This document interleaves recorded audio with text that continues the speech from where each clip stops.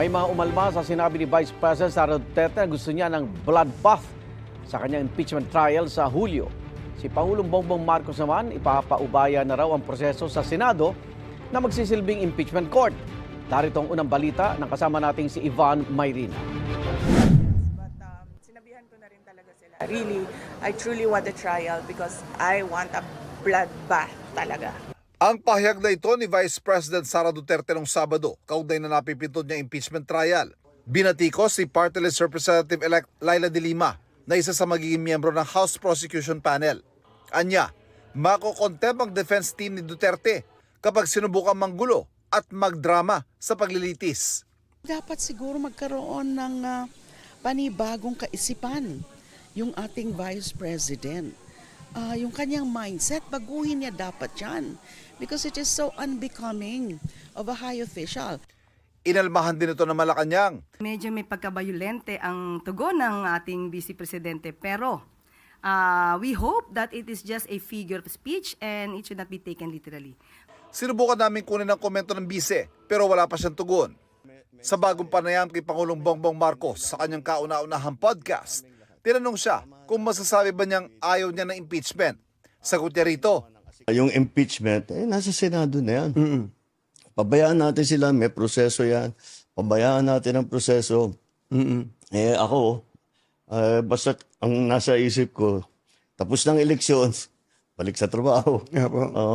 Gawin na natin lahat. With the new lessons learned. bukas din daw ang Pangulo na makipagkasundo sa mga Duterte. Oo. Ako, ayoko ng gulo. Gusto ko makasundo sa lahat ng tao. Mas maganda, marami na akong kaaway. Hindi ko kailangan ng kaaway. Kailangan ko kaibigan. Hanggat maaari, ako, ang habol ko, yung stability, peaceful, para magawa namin yung trabaho namin. Kaya ako, laging akong bukas sa ganyan. I'm always open to any approach na, alika, magtulungan tayo. Diba? Kahit hindi tayo magkasundo sa polisiya, hindi tayo magkasundo. Gawin nyo yung trabaho pero wag na tayong nanggugulo. Wala pang tugon dito si Vice President Sara Duterte pero naiparating na raw ito sa kanya ayon sa Office of the Vice President. Sinagot din ng Pangulo ang sitwasyon ng droga at peace and order, bagay na madalas ipaghambing sa Administrasyong Duterte. Ayon sa Pangulo, hindi maliit na pusher, kundi mga malalaking dealer ang hinahabol nila. Hindi rin daw siya pabor sa patayan pagdating sa kampanya kontra droga. At kahit ano pa man daw ang datos sa krimen, ipinag-utosan niya sa pulisya na paigtingin pa ang police visibility para mapanatag ang loob ng mga mamamayan. Siguro, dapat nga talaga maging mas mabagsik talaga. Dahil wala kailangan talagang maging mas efficient ang mas mabilis. I want to be respected but maybe fear is better. Aminado naman ng Pangulo na hindi nakuha ng kanyang mga kandidato sa alyansa ang resultang naisana nila nitong nagdaang eleksyon. Nagsawa na ang Pilipino sa politika. Sawan-sawa na sa politika. Disappointed ang tao sa serbisyo ng gobyerno.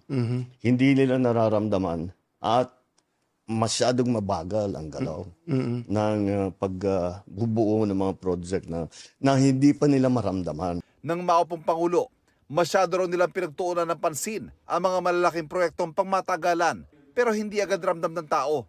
Tulad ng pangako niyang 20 pesos kada kilong bigas na inabot ng 3 taon bago na isa katuparan. Pagsiguro ng Pangulo, nakikinig ang Administrasyong Marcos sa hinaingat pangangailangan ng mga Pilipino at hinahanapan daw nila ng solusyon ang mga ito. Ito ang unang balita. Ivan Mayrina para sa GMA Integrated News. Igan, mauna ka sa mga balita, mag-subscribe na sa GMA Integrated News sa YouTube para sa iba't ibang ulat sa ating bansa.